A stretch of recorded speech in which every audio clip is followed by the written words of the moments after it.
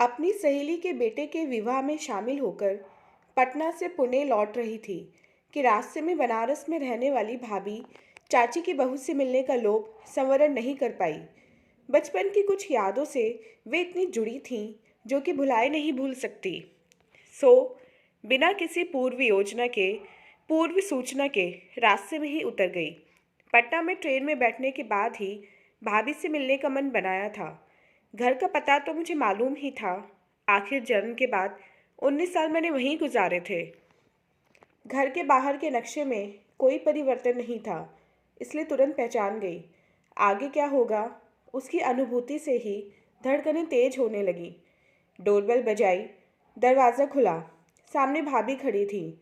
बालों में बहुत सफ़ेदी आ गई थी, लेकिन मुझे पहचानने में दिक्कत नहीं हुई। उनको देखकर मेरे चेहरे पर मुस्कान तैर गई,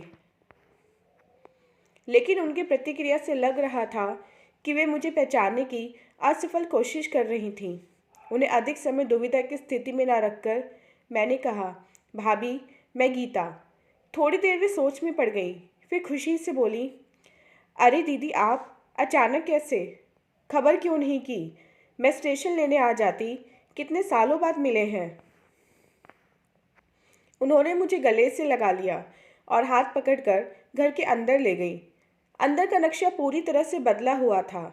चाचा चाची तो कब के काल कवलित हो गए थे। 2 नंदे थीं, उनका विवाह भी हो चुका था। भाभी की बेटी की भी शादी हो गई थी। एक बेटा था जो ऑफिस गया हुआ था। मेरे बैठते ही वे चाय बनाकर ले आई। चाय पीते पीते मैंने उनको भरपूर नज़रों से देखा। मक्खन की तरह गोरा चेहरा अपनी चिकनाई खोकर पाषाण जैसा कठोर और भावहीन हो गया था। पथराई हुई आंखें जैसे उनकी चमक को ग्रहण लगे वर्षों बीत चुके हों। सलवटे पड़ी हुई सूती सफ़ेद साड़ी जैसे कभी उसने कलफ के दर्शन ही न किए हों। कुल मिलाकर उनकी स्थिति उस समय से बिल्कुल विपरीत थी जब वे ब्याह कर इस घर में आई थी। मैं उन्हें देखने में इतनी खो गई थी कि उनकी क्या प्रतिक्रिया होगी इसका ध्यान ही नहीं रहा। उनकी आवाज़ से चौंकी, दीदी, किस सोच में पड़ गई है? पहले मुझे देखा नहीं है क्या? नहाकर थोड़ा आराम कर लीजिए ताकि रास्ते की थकान उतर जाए, फिर जी भरकर बातें करेंगे। चाय खत्म हो गई थी। मैं झेप कर उठी और कपड़े निकालकर बाथरूम में घुस गई। शादी और सफ़र की थकान से सच में बदन बिल्कुल निढाल हो रहा था। लेट तो गई, लेकिन आंखों में नींद के स्थान पर 25 साल पुराने अतीत के पन्ने एक एक करके आंखों के सामने तैरने लगे। मेरे चचेरे भाई का विवाह इन्हीं भाभी से हुआ था। चाचा की पहली पत्नी से मेरा इकलौता भाई हुआ था। वह अन्य दोनों सौतेली बहनों से भिन्न था। देखने और स्वभाव दोनों में उसका अपनी बहनों से अधिक मुझसे स्नेह था, क्योंकि उसकी सौतेली बहनें उससे सौतेला व्यवहार करती थीं।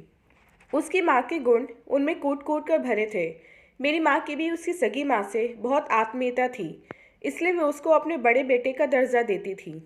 उस जमाने में अधिकतर जैसे ही लड़का व्यवसाय में लगा कि उसके विवाह के लिए रिश्ते आने लगते थे। भाई एक तो बहुत मनमोहक व्यक्तित्व का मालिक था, दूसरा उसने चाचा के व्यवसाय को भी संभाल लिया था। इसलिए जब भाभी के परिवार की ओर से विवाह का प्रस्ताव आया तो चाचा मना नहीं कर पाए। देखते ही देखते विवाह का दिन भी आ गया। उन दिनों औरतें बारात में नहीं जाया करती थीं। हम बेसब्री से भाभी के आने की प्रतीक्षा करने लगे। आखिर इंतज़ार की घड़ियां समाप्त हुई और लंबा घूंघट काढ़े भाभी भाई के पीछे पीछे आ गई। चाची ने उन्हें औरतों के झुंड के बीचों बीच बिठा दिया। मुंह दिखाई की रस्म अदायगी शुरू हो गई। पहली बार ही जब उनका घूंघट उठाया गया तो मैं उनका चेहरा देखने का मौका हाथ से जाने नहीं देना चाहती थी, और जब मैंने उन्हें देखा तो मैं देखती ही रह गई उस अद्भुत सौंदर्य की स्वामिनी को। मक्खन से झक सफ़ेद रंग, बेदाग और लावण्यपूर्ण चेहरा, आंखों में हजार सपने लिए सपनीली आंखें, चौड़ा माथा, काले घने बालों का बड़ा सा जूड़ा, तथा खुशी से उनका चेहरा और भी दबदबा रहा था। वे कुल मिलाकर किसी अप्सरा से कम नहीं लग रही थीं। सभी औरतें आपस में उनकी सुंदरता की चर्चा करने लगी। भाई विजय मुस्कान के साथ इधर उधर घूम रहा था। इससे पहले उसे कभी इतना खुश नहीं देखा था। उसको देखकर हमने सोचा, माँ तो जन्म देते ही दुनिया से विदा हो गई थी, चलो कम से कम अपनी पत्नी का तो वह सुख देखेगा। विवाह के समय भाभी मात्र 16 साल की थी, मेरी हम उम्र। चाची को उनका रूप फूटी आंखों ने ही सुहाया, क्योंकि अपनी बदसूरती को लेकर वे हमेशा कुंठित रहती थी। अपना आक्रोश जब तब भाभी के क्रियाकलापों में मीन निकालकर शांत करती थी। कभी कोई उनके रूप की प्रशंसा करता तो छूटते ही बोले बिना नहीं रहती थी। रूप के साथ थोड़े गुण भी तो होने चाहिए थे, किसी काम के योग्य नहीं है। दोनों नन्हे भी कटाक्ष करने में नहीं चूकती थी। बेचारी चुपचाप सब सुन लेती थी, लेकिन उसकी भरपाई भाई से हो जाती थी। हम भी मूक दर्शक बने सब देखते रहते थे। कभी कभी भाभी मेरे व माँ के पास आकर अपना मन हल्का कर लेती थी, लेकिन माँ भी असहाय थी, क्योंकि चाची के सामने बोलने की किसी की हिम्मत नहीं थी। विवाह को अभी 3 महीने भी नहीं बीते होंगे कि भाभी गर्भवती हो गई। मेरी भोली भाभी, जो स्वयं एक बच्ची थी, अचानक अपने माँ बनने की खबर सुनकर हक्की बक्की रह गई और आंखों में आंसू उमड़ आए। अभी तो वे विवाह का अर्थ भी अच्छी तरह समझ नहीं पाई थी। वे रिश्तों को ही पहचानने में लगी हुई थी, मातृत्व का बोझ कैसे वहन करेंगी। लेकिन परिस्थितियाँ सब कुछ सिखा देती हैं। उन्होंने भी स्थिति से समझौता कर लिया। भाई पितृत्व के लिए मानसिक रूप से तैयार तो हो गया, लेकिन उसके चेहरे पर अपराध भावना साफ झलकती थी कि जागरूकता की कमी होने के कारण भाभी को इस स्थिति में लाने का दोषी वही है। मेरी माँ कभी कभी भाभी से पूछकर कि उन्हें क्या पसंद है बनाकर चुपचाप उनके कमरे में पहुंचा देती थी। बाकी किसी को तो उनसे कोई हमदर्दी न थी। प्रसव का समय आ पहुंचा। भाभी ने चांद सी बेटी को जन्म दिया। नन्ही परी को देखकर वे अपना सारा दुख दर्द भूल गई और मैं तो खुशी से नाचने लगी। लेकिन यह क्या, बाकी लोगों के चेहरों पर लड़की पैदा होने की खबर सुनकर मातम छा गया था। भाभी के नंदे और चाची सभी तो स्त्री हैं और उनकी अपनी भी तो 2 बेटियां ही हैं। फिर ऐसा क्यों? मातृत्व से गौरवान्वित होकर भाभी और भी सुडौल व सुंदर दिखने लगी थी। बेटी तो जैसे उनको मन बहलाने का खिलौना मिल गई थी। कई बार तो वे उसे खिलाते खिलाते गुनगुनाने लगती थी। अब उनके ऊपर किसी भी तानों का कोई प्रभाव नहीं पड़ता था। माँ बनते ही औरत कितनी आत्मविश्वास और आत्मसम्मान से पूर्ण हो जाती है, उसका उदाहरण भाभी के रूप में मेरे सामने था। अब वे अपने प्रति गलत व्यवहार की प्रतिक्रिया स्वरूप प्रतिरोध भी करने लगी थी। इसमें मेरे भाई का भी सहयोग था, जिससे हमें बहुत सुखद अनुभूति होती थी।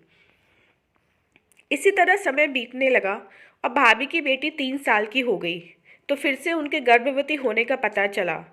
और इस बार भाभी की प्रतिक्रिया पिछली बार से एकदम विपरीत थी। परिस्थितियों ने और समय ने उनको काफ़ी परिपक्व बना दिया था। गर्भ को 7 महीने बीत गए और अचानक हृदय विदारक सूचना मिली कि भाई की घर लौटते हुए सड़क दुर्घटना में मृत्यु हो गई है। यह अनहोनी सुनकर सभी लोग स्तंभित रह गए।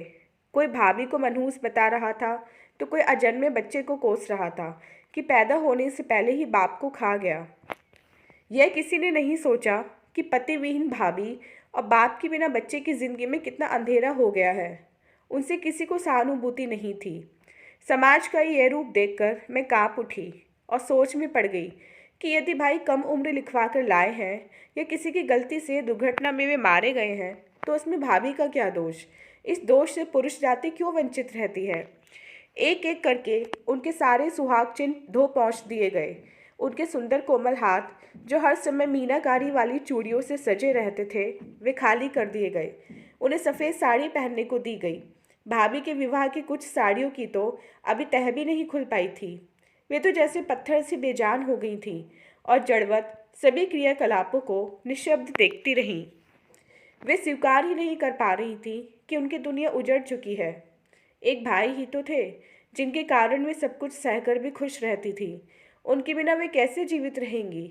मेरा हृदय तो चीत्कार करने लगा कि भाभी की ऐसी दशा क्यों की जा रही थी।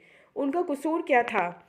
पत्नी की मृत्यु के बाद पुरुष पर ना तो लाछन लगाए जाते हैं, ना ही उनके स्वरूप में कोई बदलाव आता है। भाभी के मायके वाले भाई की 13वीं पर आए और उन्हें साथ ले गए कि वे यहाँ के वातावरण में भाई को याद करके तनाव में और दुखी रहेंगी, जिससे आने वाले बच्चे और भाभी के स्वास्थ्य पर बुरा असर पड़ेगा। सबने सहर्ष उनको भेज दिया, यह सोचकर कि जिम्मेदारी से मुक्ति मिली। कुछ दिनों बाद उनके पिताजी का पत्र आया कि वे भाभी का प्रसव वहीं करवाना चाहते हैं। किसी ने कोई एतराज़ नहीं किया और फिर यह खबर आई कि भाभी के बेटा हुआ है। हमारे यहाँ से उनको बुलाने का कोई संकेत दिखाई नहीं पड़ रहा था, लेकिन उन्होंने बुलावे का इंतज़ार नहीं किया और बेटे के 2 महीने का होते ही अपने भाई के साथ वापस आ गई। कितना बदल गई थी भाभी। सफ़ेद साड़ी में लिपटी हुई, सूना माथा, हाथ में सोने की एक एक चूड़ी। बस उन्होंने हमें बताया कि उनके माता पिता उनको आने नहीं दे रहे थे, कि जब उसका पति ही नहीं रहा तो वहाँ जाकर क्या करेगी। लेकिन वे नहीं मानी। उन्होंने सोचा कि वे अपने माँ बाप पर बोझ नहीं बनेंगी और जिस घर में ब्याह कर गई हैं वहीं से उनकी अर्थी उठेगी। मैंने मन में सोचा, जाने किस मिट्टी की बनी है वे। परिस्थितियों ने उन्हें कितना दृढ़ निश्चयी और सहनशील बना दिया है। समय बीतते हुए मैंने पाया कि उनका पहले वाला आत्मसम्मान समाप्त हो चुका है। अंदर से जैसे वे टूट गई थी। जिस डाली का सहारा था, जब वह ही नहीं रही तो वे किसके सहारे हिम्मत रखती। उनको परिस्थितियों से समझौता करने के अतिरिक्त कोई चारा दिखाई नहीं पड़ रहा था। फूल खिलने से पहले ही मुरझा गया था। सारा दिन सबकी सेवा में लगी रहती थी। उनकी ननद का विवाह तय हो गया और तारीख भी निश्चित हो गई, लेकिन किसी भी शुभ कार्य के संपन्न होते समय वे कमरे में बंद हो जाती थीं। लोगों का कहना था कि वे विधवा हैं, इसलिए उनकी परछाई भी नहीं पड़नी चाहिए। यह औरतों के लिए विडंबना ही तो है कि बिना कसूर के हमारा समाज विधवा के प्रति ऐसा दृष्टिकोण रखता है। मेरे पिताजी पुश्तैनी व्यवसाय छोड़कर दिल्ली में नौकरी करने का मन बना रहे थे। भाभी को जब पता चला तो वे फूट फूट कर रोई। मेरा तो बिल्कुल मन नहीं था उनसे इतनी दूर जाने का, लेकिन मेरे ना चाहने से क्या होना था और हम दिल्ली चले गए। वहाँ मैंने 2 साल में एमए पास किया और मेरा विवाह हो गया। उसके बाद भाभी से कभी संपर्क ही नहीं हुआ। ससुराल वालों का कहना था कि विवाह के बाद जब तक मायके के रिश्तेदारों का निमंत्रण नहीं आता तब तक वे नहीं जाती। मेरा अपनी चाची से ऐसी उम्मीद करना बेमानी था। ये सब सोचते सोचते कब नींद आ गई पता ही नहीं चला। उठो दीदी, सांझ पड़े नहीं सोते, चाय तैयार है। भाभी की आवाज़ से मेरी नींद खुली और मैं उठकर बैठ गई। पुरानी बातें याद करते करते सोने के बाद सिर भारी हो रहा था। चाय पीने से थोड़ा आराम मिला। भाभी का बेटा प्रतीक भी ऑफिस से आ गया था। मेरी दृष्टि उस पर टिक गई। बिल्कुल भाई पर गया था। उसी की तरह मनमोहक व्यक्तित्व का स्वामी, उसी की तरह बोलती आंखें और गोरा रंग। इतने वर्षों बाद मिली थी भाभी से। समझ ही नहीं आ रहा था कि बात कहाँ से शुरू करूं। समय कितना बीत गया था। उनका बेटा साल भर का भी नहीं था जब हम बिछुड़े थे। आज इतना बड़ा हो गया है। मैं चाह रही थी उनसे कि इतने अंतराल तक उनका वक्त कैसे बीता। बहुत कुछ तो उनके बाहरी आवरण ने बता दिया था कि वे उसी में जी रही हैं जिसमें मैं उनको छोड़कर गई थी। इससे पहले कि मैं बातों का सिलसिला शुरू करूं, भाभी का स्वर सुनाई दिया। दामाद जी क्यों नहीं आए? क्या नाम है बेटी का? क्या कर रही है आजकल? उसे क्यों नहीं लाई? इतने सारे प्रश्न उन्होंने एक साथ पूछ डाले। मैंने सिलसिलेवार उत्तर दिया। इनका तो अपने काम से फुर्सत नहीं है। मीनू के इम्तिहान चल रहे थे, इसलिए भी उनका आना नहीं हुआ। वैसे भी मेरी सहेली के बेटे की शादी थी, इनका आना ज़रूरी भी नहीं था। और भाभी, आप कैसी हो? इतने साल मिले नहीं, लेकिन आपकी याद बराबर आती रही। आपकी बेटी के विवाह में भी चाची ने नहीं बुलाया। मेरा बहुत मन था आने का। कैसी है वह? मैंने सोचने में और समय बर्बाद ना करते हुए पूछा। क्या करती मैं? अपनी बेटी की शादी में भी औरों पर आश्रित थी। मैं चाहती तो बहुत थी, कहकर वे शून्य में खो गई। चलो, अब चाचा चाची तो रहे नहीं। प्रतीक के विवाह में आप नहीं बुलाएंगी तो भी आऊँगी। अब तो विवाह के लायक वह भी हो गया है। मैं भी अपनी जिम्मेदारी से मुक्त होना चाह रही हूँ। उन्होंने संक्षिप्त उत्तर देते हुए लंबी सांस ली। एक बात पूछूं भाभी, आपको भाई की याद तो बहुत आती होगी। मैंने सकुचाते हुए उन्हें टटोला। हाँ दीदी, लेकिन यादों के सहारे कब तक जी सकते हैं? जीवन की कड़वी सच्चाइयाँ यादों के सहारे तो नहीं झेली जाती। अकेली औरत का जीवन कितना दूभर होता है। बिना किसी के सहारे के जीना भी तो बहुत कठिन है। वे तो चले गए, लेकिन मुझे तो सारी जिम्मेदारी अकेले संभालनी पड़ी।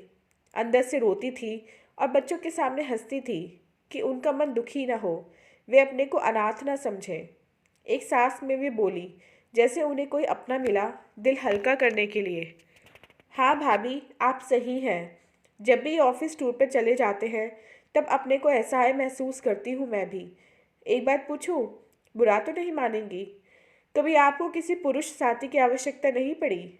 मेरी हिम्मत उनकी बातों से बढ़ गई थी। क्या बताऊं दीदी, जब मन बहुत उदास होता था तो लगता था किसी के कंधे पर सिर रखकर खूब रोऊं, और वह कंधा पुरुष का हो, तभी हम सुरक्षित महसूस कर सकते हैं। उसके बिना औरत बहुत अकेली है। उन्होंने बिना संकोच के कहा। आपने कभी दूसरे विवाह के बारे में नहीं सोचा? मेरी हिम्मत बढ़ती जा रही थी। कुछ सोचते हुए वे बोली, क्यों नहीं दीदी, पुरुषों की तरह औरतों की भी तो तन की भूख होती है, बल्कि उसकी तो मानसिक आर्थिक सहारे के साथ साथ सामाजिक सुरक्षा की भी बहुत ज़रूरत होती है। मेरी उम्र ही क्या थी उस समय, लेकिन जब मैं पढ़ी लिखी ना होने के कारण आर्थिक रूप से दूसरों पर आश्रित थी तो कर भी क्या सकती थी। इसलिए मैंने सबके विरुद्ध होकर अपने गहने बेचकर आस्था को पढ़ाया, जिससे वह आत्मनिर्भर होकर अपने निर्णय स्वयं ले सके। स्वयं का कुछ भी भरोसा नहीं, कब करवट बदले। उनका बेबाक उत्तर सुनकर मैं अचंभित रह गई और मेरा मन करुणा से भर आया। सच में, जिस उम्र में वे विधवा हुई थी, उस उम्र में तो आजकल कोई विवाह के बारे में सोचता भी नहीं है। उन्होंने इतना समय अपनी इच्छाओं का दमन करके कैसे काटा होगा, सोच कर ही मैं सिहर उठी थी। हाँ भाभी, आजकल तो पति की मृत्यु के बाद भी उनके बाहरी आवरण में और क्रियाकलापों में विशेष परिवर्तन नहीं आता, और पुनर्विवाह में भी कोई अड़चन नहीं डालता। पढ़ी लिखी होने के कारण आत्मविश्वास और आत्मसम्मान के साथ जीती हैं। होना भी यही चाहिए। आखिर उनको किस गलती की सजा दी जाए। बस, अब तो मैं थक गई हूँ। मुझे अकेली देखकर लोग वासना भरी नज़रों से देखते हैं। कुछ अपने खास रिश्तेदारों के भी मैंने असली चेहरे देख लिए तुम्हारे भाई के जाने के बाद। अब तो प्रतीक के विवाह के बाद मैं संसार से मुक्ति पाना चाहती हूँ। कहते कहते भाभी की आंखों से आंसू बहने लगे। समझ नहीं आ रहा था कि ऐसा ना करने के लिए कहकर उनका दुख बढ़ाऊंगी या सांत्वना दूंगी। मैं शब्दहीन उनसे लिपट गई और वे अपना दुख आंसुओं के सहारे हल्का करती रही। ऐसा लग रहा था कि बरसों से रुके हुए आंसू मेरे कंधे का सहारा पाकर निर्बाध गति से बह रहे थे, और मैंने भी उनके आंसू बहने दिए। अगले दिन ही मुझे लौटना था।